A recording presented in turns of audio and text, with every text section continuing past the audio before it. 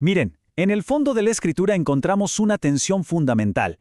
¿Qué tipo de obediencia es la que de verdad valora JW? ¿Es la que vemos por fuera, en los rituales, o es la que nace de una transformación bien adentro? Basándonos en nuestro texto de origen, vamos a analizar justamente esa diferencia clave entre la obediencia que sigue la tradición humana y la que es un fruto del espíritu. Para entender esto bien, vamos a seguir un mapa de 5 puntos. Primero, vamos a plantear esa disyuntiva, ritual o espíritu. Después, vamos a contrastar el camino de la tradición con el camino del espíritu. Luego, aclararemos esa relación tan importante entre Yeshua, la Torá y el pacto. Y cerraremos con lo que la Escritura misma nos dice que es la prueba de un amor verdadero. Así que, aquí está la pregunta central que va a guiar todo nuestro recorrido. ¿Cuál es esa obediencia que de verdad le agrada a YHWH? Y lo que sugiere el material de origen es que la respuesta no está solo en el acto en sí, sino en de dónde viene, en su origen. Desde el vamos se nos ponen enfrente dos caminos que van en direcciones totalmente opuestas.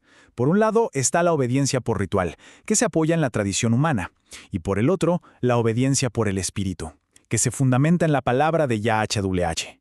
Estos son los dos modelos que vamos a estar comparando. Perfecto. Vamos a meternos de lleno en la primera parte. Y aquí, el material de origen nos plantea un problema que, quizás suene familiar. La obediencia por pura costumbre. ¿Es posible seguir todas las reglas, decir las palabras correctas, y que aún así, en el fondo, nada cambie? El texto describe una obediencia que está como entrenada en rutinas, pero que muchas veces no tiene una transformación genuina del corazón.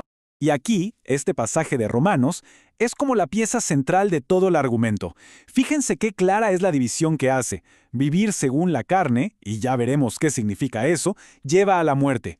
Pero hacer morir las obras de la carne por el Espíritu, eso lleva a la vida. El texto nos subraya que no se trata de una fe de apariencia, sino de una dinámica interna, muy real, una lucha activa que es guiada por el Espíritu.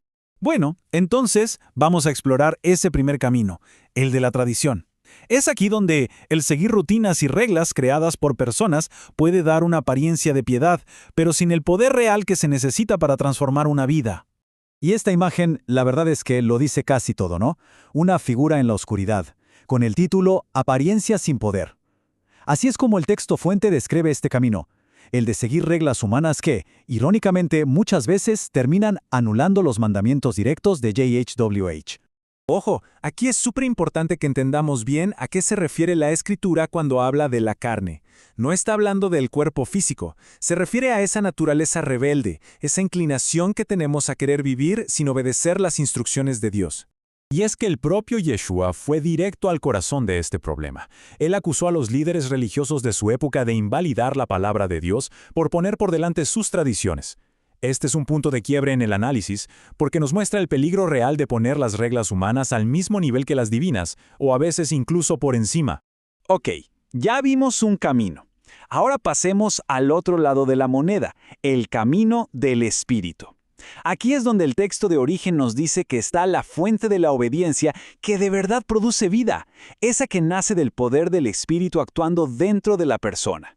El contraste visual aquí es, inmediato. Pasamos de la oscuridad a la luz. Una figura en un arco iluminado, bajo el título Poder para vivir. Este camino no se presenta como una rutina de afuera, sino como una fuerza de adentro que capacita al creyente para vivir como un verdadero hijo de Dios. Y con esto llegamos al mero corazón de todo este análisis. El Espíritu Santo no es, digamos, un pase libre para desobedecer. Es todo lo contrario. Es la fuente de poder para la obediencia real. No es que borre la meta, es que nos da la capacidad para poder alcanzarla. Como lo resume el texto, no es una anulación, es una capacitación. Esta parte que sigue es fundamental, porque nos ayuda a aclarar una de las confusiones más grandes que existen sobre la postura de Yeshua frente a la Torá, o sea, la ley, y sobre qué significa realmente el nuevo pacto.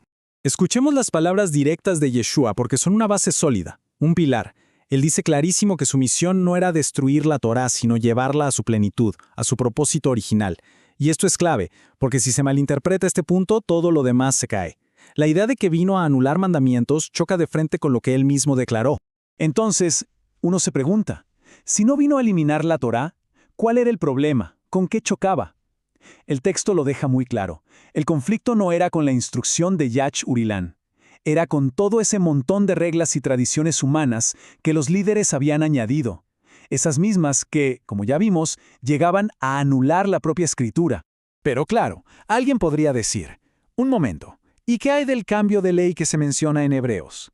Bueno, esta tabla lo explica de una manera muy clara. El contexto de ese pasaje nos muestra que el cambio se refiere específicamente al sistema del sacerdocio. El sacerdocio levítico era temporal, se heredaba. En cambio, el de Yeshua es permanente, es inmutable. O sea, no se anula la base de justicia de la ley, lo que se perfecciona es el sistema de mediación. Y todo esto encaja perfectamente con la profecía del nuevo pacto. Es muy interesante, porque la promesa nunca fue vamos a quitar la ley. Al contrario, era llevarla a otro nivel, su internalización. La promesa de JHW, según el profeta Jeremías, fue escribir su ley directamente en la mente y en el corazón de su pueblo. Esta imagen del corazón iluminado es que realmente captura la esencia de lo que estamos hablando. Bajo el nuevo pacto, la obediencia ya no es un acto externo para que otros vean, sino que se convierte en una realidad interna impulsada por el espíritu que grabó la instrucción de JHWH en el corazón. Y así llegamos a la última parte de nuestro análisis, que nos muestra cómo se ve en la práctica una fe genuina. Según el material de origen, ¿cuál es la evidencia de que hay una relación real con el Mesías? La prueba que da el mismo Yeshua es increíblemente simple y muy directa. El amor hacia Él no se demuestra con grandes declaraciones o con rituales, sino guardando sus mandamientos. Según este texto, la obediencia es entonces la manifestación visible del amor. Y por si quedaba alguna duda, el apóstol Juan lo remata con una lógica que es, implacable. Decir que se conoce a Dios, pero al mismo tiempo no guardar sus mandamientos, es, para Juan, una contradicción total. La obediencia se convierte así en la prueba de que de verdad se le conoce. Así que, a fin de cuentas, este análisis nos ha mostrado dos senderos con dos finales muy distintos. El ritual sin espíritu se queda en la apariencia, le da más valor a la tradición que a la escritura y al final lleva a la muerte espiritual. Pero por otro lado, el espíritu junto a la Torá transforma el corazón, da el poder para vencer el pecado y lleva a guardar los mandamientos por amor. Un camino que conduce a la vida. Y cuando vemos la imagen completa, el mensaje central del texto queda clarísimo. La elección fundamental es entre un formalismo externo, que es pura apariencia sin poder, y una transformación interna y real, que es impulsada por el Espíritu. Y ese es el verdadero poder para vivir.